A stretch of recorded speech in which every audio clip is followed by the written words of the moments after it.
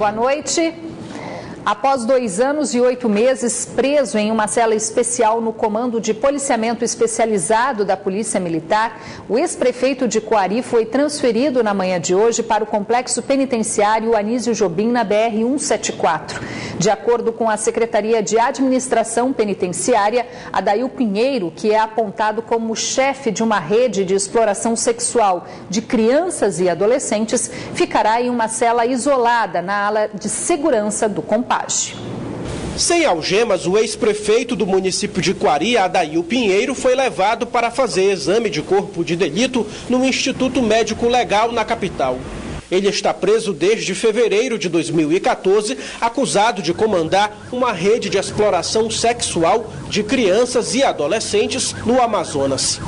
Recentemente, a defesa havia pedido que o ex-prefeito fosse transferido para Coari, mas o juiz da Vara de Execuções Penais, Luiz Carlos Valois, determinou a transferência de Adail para o complexo penitenciário Anísio Jobim, na BR-174. Na decisão, o magistrado também destaca a possibilidade de Adail Pinheiro progredir para o regime semiaberto. O juiz determinou ainda que o processo tramitasse em segredo de justiça. Adail passou a ocupar há 2 anos e meio uma cela do Comando de Policiamento Especializado em Manaus. Coincide com a transferência dele uma recomendação do Ministério Público Estadual para a saída dos presos civis da carceragem improvisada no quartel da Polícia Militar. Entre outros presos estão o ex-prefeito do município de Iranduba, Chinaike Medeiros, que é investigado por desvio de verbas, o prefeito cassado do município de Santa Isabel do Rio Negro, Mariolino Siqueira, suspeito de liderar um esquema de corrupção na prefeitura, e o médico Mohamed Mustafa, acusado de desviar recursos da saúde do estado. Obviamente que esses presos eles têm que se manter separados, ou por questão de segurança ou por questão de prerrogativa. E isso a SEAI, a Secretaria de Administração Penitenciária, certamente vai tomar em conta. O secretário de Segurança Pública do Amazonas afirma que serão tomadas todas as providências para atender à recomendação da promotoria especializada no controle externo da atividade policial. Todos foram colocados no CPE ou em outro quartel por decisão judicial. Nós vamos encaminhar a recomendação do Ministério Público para essas autoridades judiciais e pedir permissão deles para fazer a transferência de... Policiais militares prenderam na manhã de hoje, no município de Coari, mais um suspeito de participação no esquartejamento da estudante Ana Caroline Nascimento dos Santos, de 18 anos, ocorrida em novembro do ano passado aqui na capital. Gênesis da Silva Lopes, de 20 anos, foi identificado após uma denúncia anônima. A vítima foi morta e esquartejada após ter se negado a manter relações sexuais com um adolescente de 17 anos. As partes do corpo da estudante foram abandonadas em vários pontos da capital. Gênesis foi indiciado por homicídio qualificado e será encaminhado à unidade prisional do município. Um termo de cooperação técnica assinado entre a Secretaria de Fazenda do Amazonas, a Procuradoria-Geral do Estado e o Ministério Público Estadual promete dar mais celeridade no combate a crimes contra a ordem tributária. A lista de devedores na dívida ativa do Estado totaliza R$2 bilhões e esses nomes podem ter pedidos de quebra de sigilo bancário e denúncias na Justiça, caso seja identificado indícios de sonegação.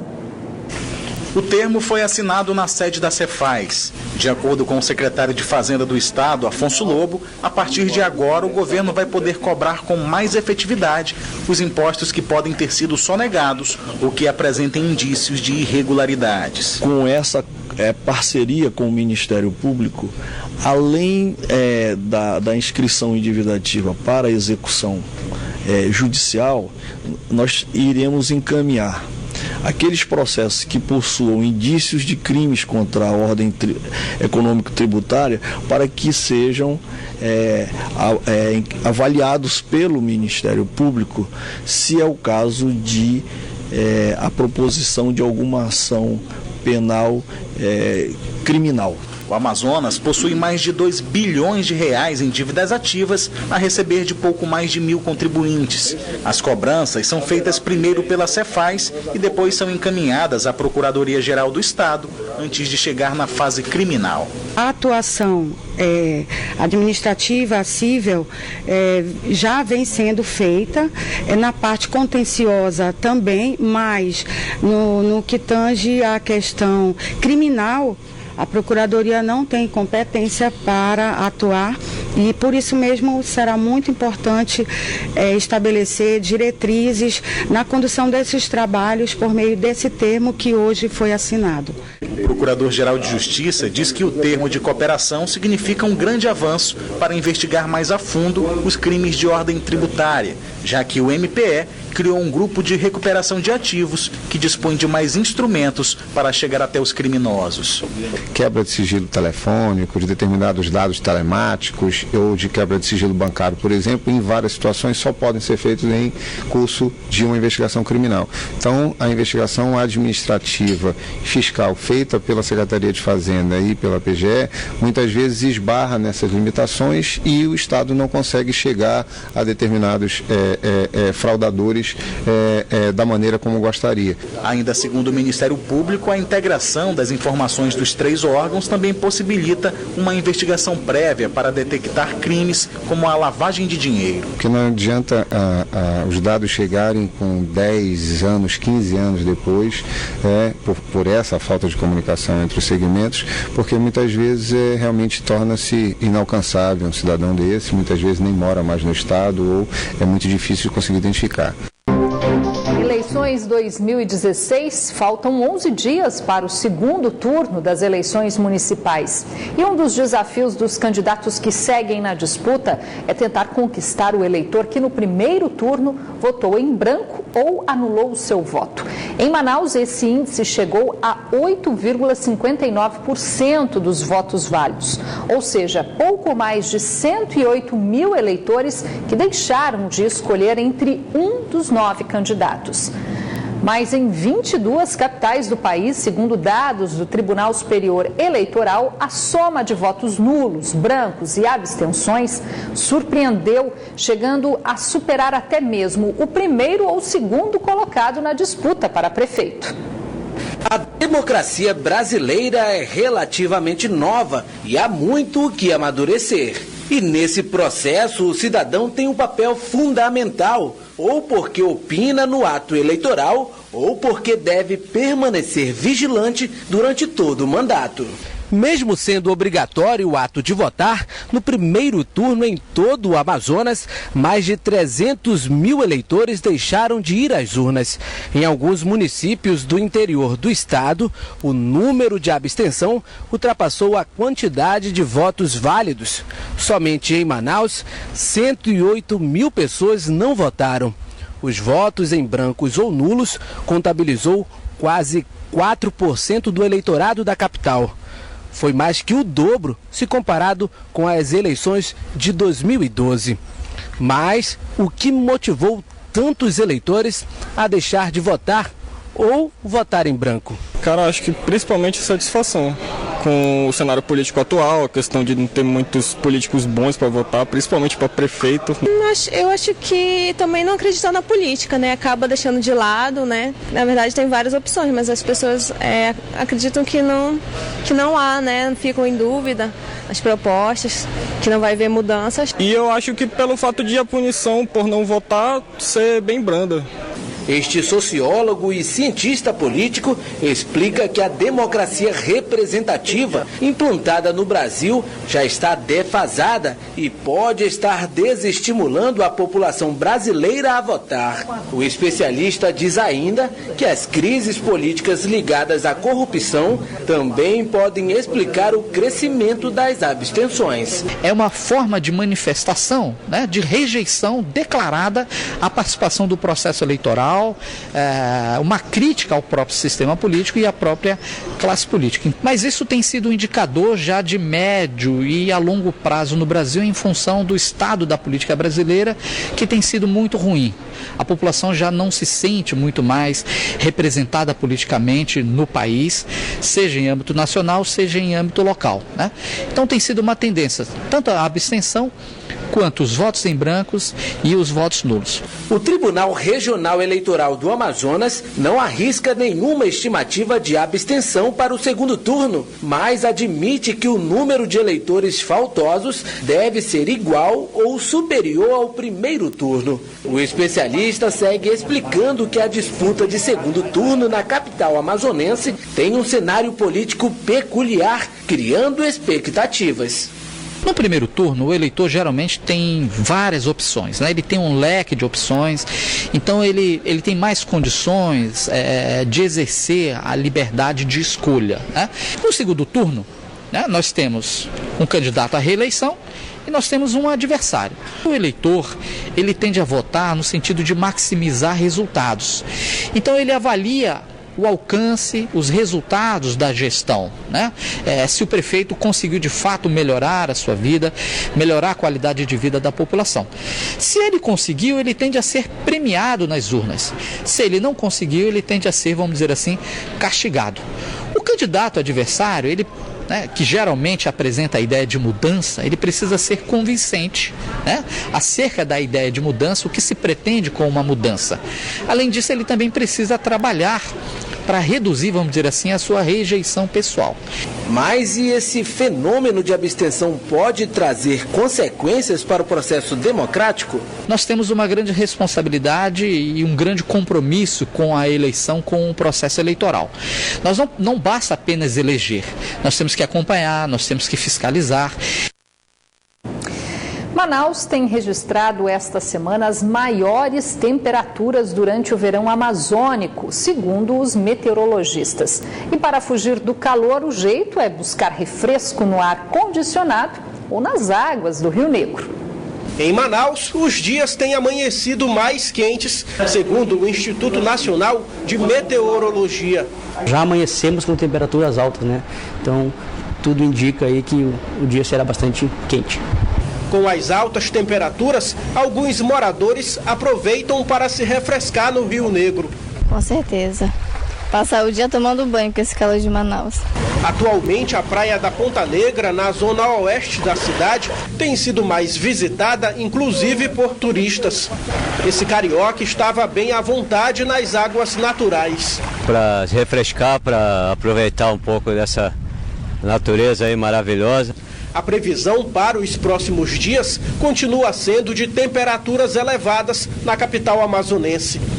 Estudos sobre as mudanças climáticas no Brasil indicam que até 2040 haverá mais calor e menos chuva na região amazônica, o que ainda pode ocasionar o aumento de 1 grau na temperatura.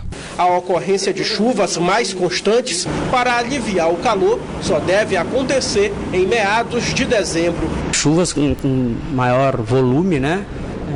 São esperadas a partir de dezembro até meados de abril, que é o período chuvoso aqui na região. E vamos conferir então a previsão do tempo para esta quinta-feira aqui na capital e também em alguns municípios do interior.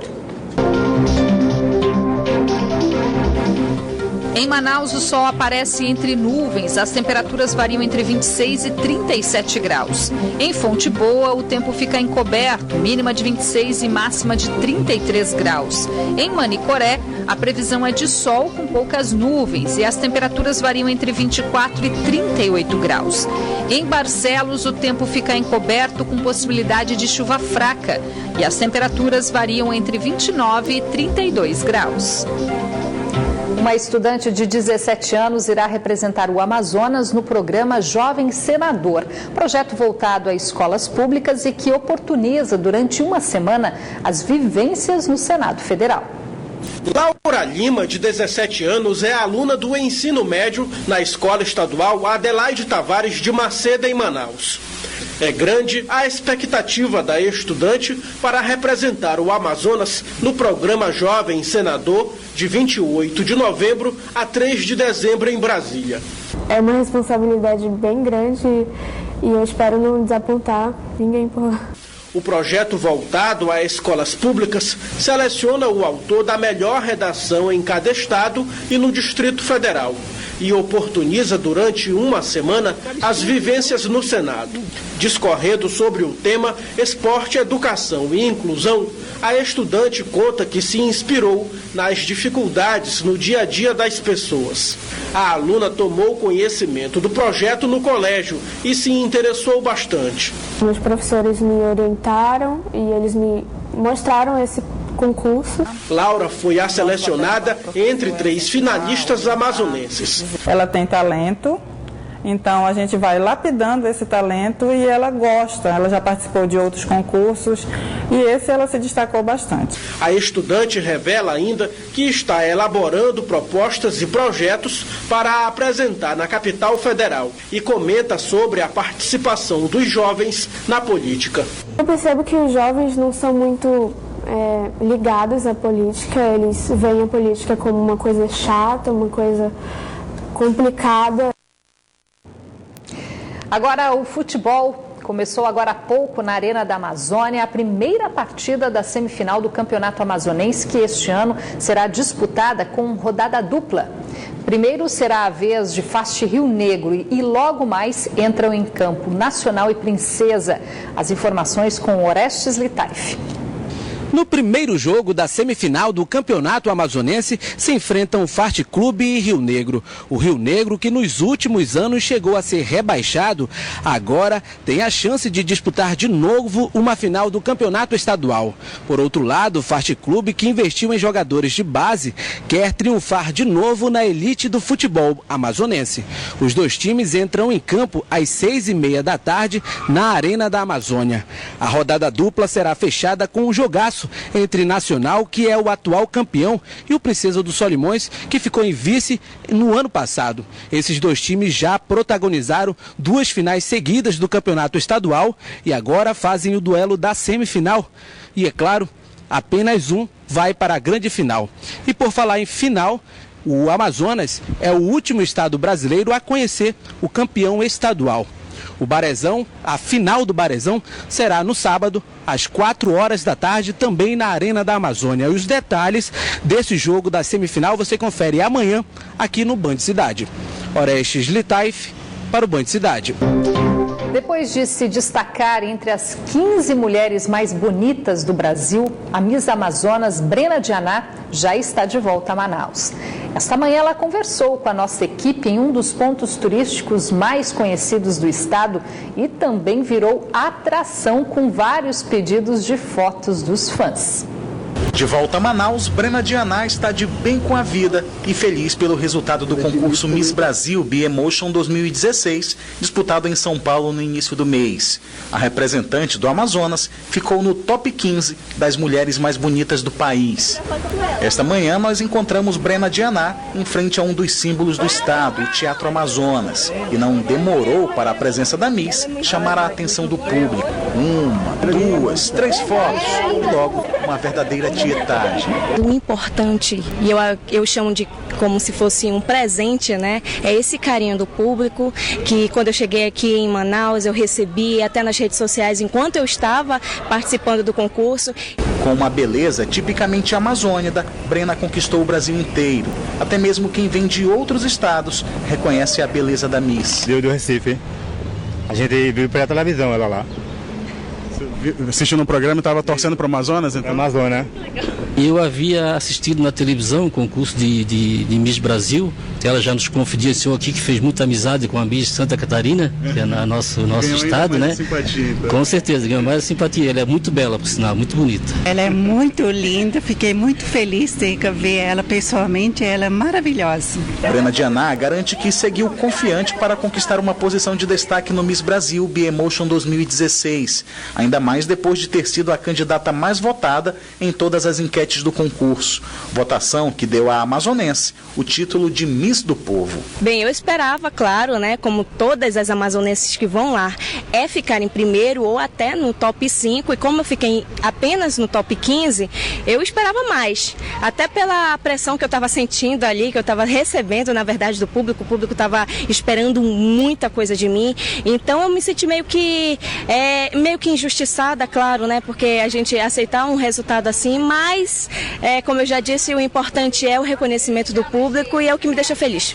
A Miss Amazonas, que também é a atual rainha do folclore do Festival de Parintins, diz que já recebeu muitas propostas de trabalho para seguir carreira como modelo, inclusive convites internacionais. Muitas pessoas estão me chamando para fazer eventos em São Paulo, até em Salvador, participar de feiras de moda, né, de desfiles de passarela também, até alguns trabalhos fora do Brasil.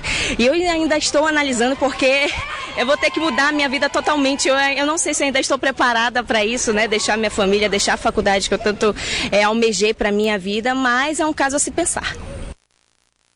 Representou bem. O Band Cidade fica por aqui, mas continua na internet, onde você acompanha outras notícias nas redes sociais, Facebook e Twitter da Band Amazonas. Para rever nossas reportagens, acesse youtube.com/bandamazonas e vá no link vídeos. Logo após a propaganda eleitoral, você acompanha as notícias do Brasil e do mundo no Jornal da Band. Boa noite para você, até amanhã.